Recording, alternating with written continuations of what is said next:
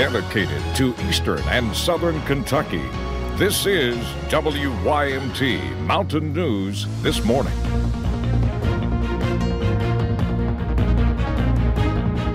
Good morning. It's 5:30. I'm Will Puckett. And I'm Cassidy Strickland. Hope your morning is off to a great start. We are under a severe weather alert day, and that's not necessarily because of what's happening this morning, but what's going to happen tonight and into tomorrow. Yeah, definitely. Brandon had mentioned it earlier. Our weather team tries their hardest to put a severe weather alert day in effect about 24 hours before anything is expected to happen, just to give you all some warning. So again, don't expect much today, right, Brandon? It's going to be this time tomorrow, heading into work, or if school is in tomorrow, that you're going to see problems. Exactly. And I know everybody's looking forward to snow, and we may still see some of that. But again, models trying to keep the warmer air in place a little bit longer. But here's the thing. It's still going to get cold. So regardless, tomorrow morning, it will be slippery. Hopefully you get just a little bit of snow. I know a lot of folks looking forward to that. Let's get into the forecast this morning. We'll take a look at Buffalo Mountain first here in Perry County. See the moon right there just at the top of the banner. Kind of got a little bit of brightness to it. So clouds moving in this morning ahead of that rain system that's going to affect us. That will eventually change over to snow with that frontal boundary coming through. Not too much going on here in the mountains except for maybe up toward I-64. Everything else pretty scattered and stray at this point here in eastern Kentucky. We go to the temperatures. That is the big story this morning. Close to 50 or above 50 in a lot of areas, with the exception of parts of East Tennessee and southeast Kentucky. Harlan and Wise at 43, Middlesboro at 36, and Jacksboro at 41. We go across the state. Look at that. 49 Tri-Cities, 50 Charleston, 45 in Cincinnati, 52 Paducah, Clarksville 53 in Bowling Green. Forecast for later today, we will see the rain chances pick up across our areas. That front starts to move in. 57 or better today. And then look at that, 27 overnight with snow showers moving in. Could see a brief period of maybe some sleet or freezing rain, but it should not last long. I think it'll go mainly over from straight rain to snow. So we'll keep an eye on that and keep you posted. I'll have the rest of the forecast coming up here in just a few minutes. All righty, Brandon, we'll be back with you. Well, the Supreme Court is allowing President Trump's transgender military ban to go into effect. Don't read too much into it, though. The justices did not rule on the merits of the case, but will allow the ban to go forward while the lower courts work through it. LGBT activists call the ban cruel and irrational. The policy blocks individuals who have been diagnosed with a condition known as gender dysphoria from serving with limited exceptions. It was first announced by President Trump in July of 2017. According to government data, nearly 9,000 service members identified as transgender in 2016. Well, lawmakers in the House approved legislation expressing their support for NATO. The bill had strong bipartisan support, passing by a 357-22 margin. Analysts also say the vote sends a powerful message to President Trump. He has long been critical of NATO, accusing fellow member countries of not paying their fair share. Supporters of the House bill say the legislation pressures NATO allies to increase their defense budgets, as they have pledged to do. It turns out special counsel Robert Mueller is interested in the 2016 Trump campaign's ties to the National Rifle Association. Sam Nunberg, a former Trump campaign aide, tells CNN when he was interviewed by the special counsel's office, he was asked about the campaign's dealings with the powerful gun rights group. He said the team was curious to learn more about how President Trump and his operatives first informed a relationship with the NRA and how the president wound up speaking at the group's annual meeting in 2015, just months before announcing his presidential bid. Meanwhile, in Russia, we learned what some of the evidence is against a former U.S. Marine accused of espionage. This was the first time we were able to see Paul Whelan since his arrest. A judge denied him bail. Russian officials say he possessed a USB drive containing state secrets, but Whelan says someone gave that to him. There is speculation that his arrest was a setup. Many believe the Kremlin had Whelan arrested for an old-fashioned spy swap, hoping to get back accused Russian spy Maria Butina. Well, New York's medical examiner has determined 2 Saudi women found dead in October committed suicide by drowning. The bodies of 23-year-old Rotana Faria and 16-year-old Tala Faria were discovered on the banks of the Hudson River, bound together at the waist with duct tape. The sisters were Saudi Arabian citizens but had been living in the U.S. for at least 2 years. Investigators say they had told others they would rather die than return to their home country. Well, day 33 of the government shutdown begins. Lawmakers say they are getting ready to take another stab at ending the longest shutdown in history. Tomorrow, the Senate will hold dueling votes to reopen the government. One bill is built around President Trump's proposal. The other is a bill House Democrats passed. It funds the government through February 8th without wall funding. Meanwhile, thousands of military and law enforcement members are among those working without pay.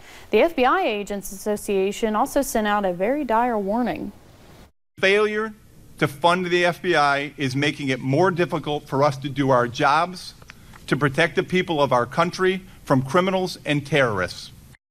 They added the shutdown could lead some FBI agents to consider career options that provide more stability for their families.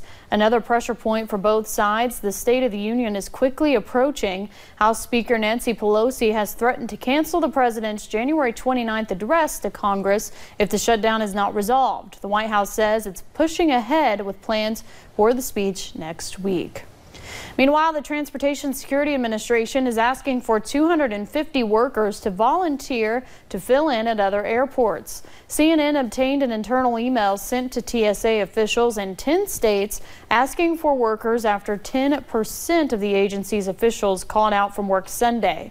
This marks the second time the TSA has asked for help on its national deployment team in as many weeks. Officers on that team can be sent to airports across the country to fill staffing gaps. Well, some families face difficult choice as this shutdown continues. God's Pantry Food Bank helps people in 50 counties in eastern and central Kentucky. Their CEO says SNAP benefits are the first line of defense for those who are hungry. But with the program only funded through February, many are ready to do what they can to help. And also, furloughed workers can eat free meals at Buffalo Wings and Rings during the shutdown. Federal employees have a choice between 3 full meals with drinks included. The company posted on Facebook last week, letting the public know their plan, which they say has been a big success. Several federal employees came through during their lunches and thanked the staff for their help during this tough time. It tore me up. I mean, there's a lot of people out there that's been affected by this, so we're trying to give back as much as we can. The workers get to choose between a burger, quesadilla, or wings of their choice, all of it at no charge. Moving on to other news this morning, the search for a murder suspect continues. Philip Lee Lewis III is accused of shooting and killing a man during a robbery in Knox County. Lewis is considered a very dangerous person. We know he's 24 years old and that he has ties to Mississippi and Michigan. Lewis was wanted out of Mississippi on a parole violation. This is video just before police say he shot and killed Gary Medlin last week. Police believe Lewis had a getaway driver. Well, last week we told you about a crash at Bob Amos Park in Pikeville that killed one person. Yesterday we learned another person has died as a result of that crash. Larissa Walters was just 26 years old. Investigators say the car she was in left the road, hitting a tree and gas line. The man driving the car, Jimmy Naylor, also died. He was 47. Police have not determined what led to the accident. And officials here in Perry County are looking for copper thieves. The sheriff's office says someone stole copper tubing from the outdoor heat pump at Community Harvest Church in Buckhorn. Deputies say they plan to prosecute the thieves to the full extent of the law. Anyone with information is asked to call the number you see on your screen at 606-439-4523. Well, a staple in the Pikeville community is coming down. The old Jerry's building will be demolished to make room for Pikeville Medical Center expansions. Now, although the building has not been Jerry's since 2013, many in the community still have some special memories. WYMT's Marian Fletcher has more. Decades of memories. The love for it is unreal. Built in 1960, the old Jerry's building in Pikeville is a community staple. My mom took me for the first time, and I remember going with a lot of my friends from high school.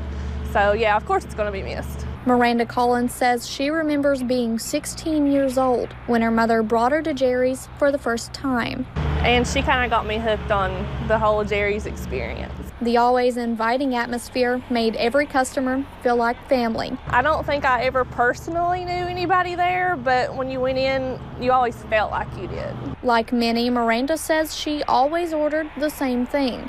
It was always the spaghetti. I don't think I ever tried anything else, and maybe the spaghetti and the hot fudge cake. In 2013, the iconic diner closed its doors for good. Now, as Pikeville Medical Center expands, the building will be demolished. Kind of a bittersweet situation. Randy Burke's business is working to tear the building down. Hopefully by the end of next week be taken care of and be all gone. Randy also grew up eating at Jerry's. It's a little emotional to tear it down, to be the one to tear it down. You know, I never thought that in a million years that I would be the one to actually have to do that. And although the building has hosted other businesses, but the history is it's still Jerry's. The memories will remain. In Pike County, Marion Fletcher, WYMT Mountain News. Now, if you would actually like something from the building, we have information on how to get a piece of it at WYMT.com. Pikeville Medical Center now owns that property.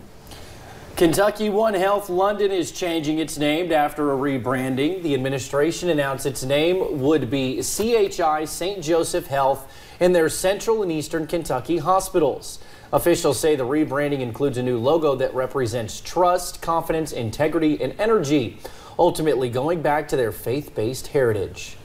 Really reconnecting to that Catholic mission of, bringing the healing ministry of the church to everything that we do. Staff say while the hospital is part of the CHI healthcare system, they will keep their individual name, St. Joseph London. Well, coming up on Mountain News this morning, according to a new report, every 2 hours, someone in the U.S. is killed while walking. We will tell you more. It's savory, juicy, has a caramelized glaze, and it's one of our top-rated recipes. Just wait until you see it. Chances for rain will pick up later today and should change to snow overnight. I'll tell you how that could affect you and your family in about 3 minutes.